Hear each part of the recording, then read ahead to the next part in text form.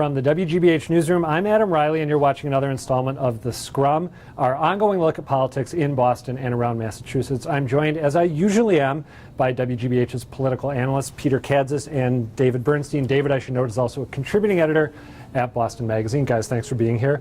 So, Peter, even though the next presidential election is 3 years away, more or less, you want to talk about some potential candidates. Is this honestly a conversation we need to have already? Well, if it weren't for the idle hands in the Washington press corps, it's not one we would.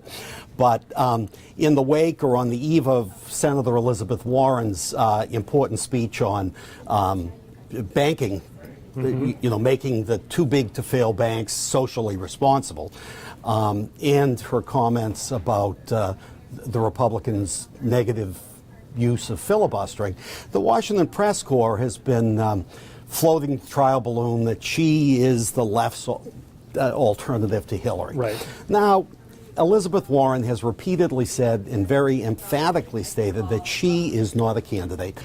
I believe when she talked with the Globe, I think Noah Bierman, her answer was something like, no, no, no, no, no, or words to that effect. And she added an extra no.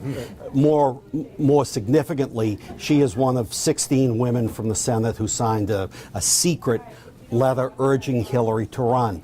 But it is significant because it shows how the Democratic Party is steadily moving to the left. It's becoming more populist.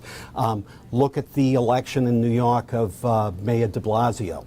Look at, in Boston, a populist surge that elected Marty Walsh. The party is definitely moving to the left, and it's doing so vigorously. That's more important. That's what the takeaway is. So, David, as I listen to Peter talk, I mean, my quick reaction is the Democratic nominees who've won the presidency recently have won by running as moderate centrists. You know, everyone thinks that, or everyone on the right thinks that President Obama is a black Stalin, but he really ran as a moderate and a uniter, and obviously Bill Clinton before him. So is it a good or a bad thing for the Democrats if the party is, as Peter says, moving to the left? Well, I think that in a way that is uniting if they can pull people. You know, right now there are a lot of progressives and liberals who are very excited, sort of an Elizabeth Warren wing of the party, who might not get excited about a more centrist candidate, but they might get involved in the process if they think that Elizabeth Warren is pulling the eventual nominee. Making room for them, right? Oh, I see. And by the way, it's worth saying a piece of advice that Newt Gingrich gave to Mitch Daniels, the governor of Indiana, who was sort of baffled about what to do when there were all these rumors, about him running. Newt Gingrich reportedly told him, let them think that you're running for as long as possible, because as long as they think you might run, they will pay attention to what you say.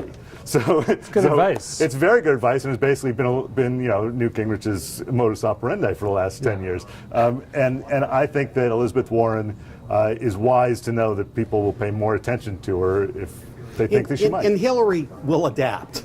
She's nothing if not adaptable. Absolutely. Now, what about the man that Senator Warren beat to become Senator Warren, Scott Brown, who has done a very good job of making people pay attention to him and think that he might run? He just made an appearance in Iowa, I think just the latest in a few, or latest of a few.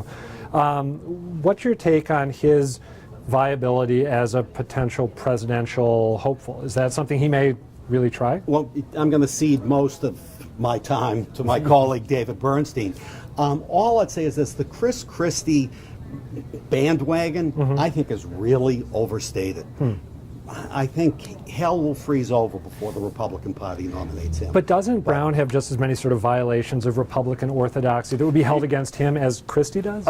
Yes, but but he's been masterful at finessing, and he can stake out a position. I think he is serious about testing the waters, by the way. I think that this is not a joke. I've talked to a couple of people who, a couple of his people who say that they think that he is, not that he's necessarily jumping in with both feet, but that he's serious about testing the waters and seeing if there is room for someone like him. He's very well known nationally within the party, and I think there is a lot of the party who would very much like there to be an acceptable alternative to the Ted Cruz, far right Rand Paul And he might fit that bill better than Chris Christie.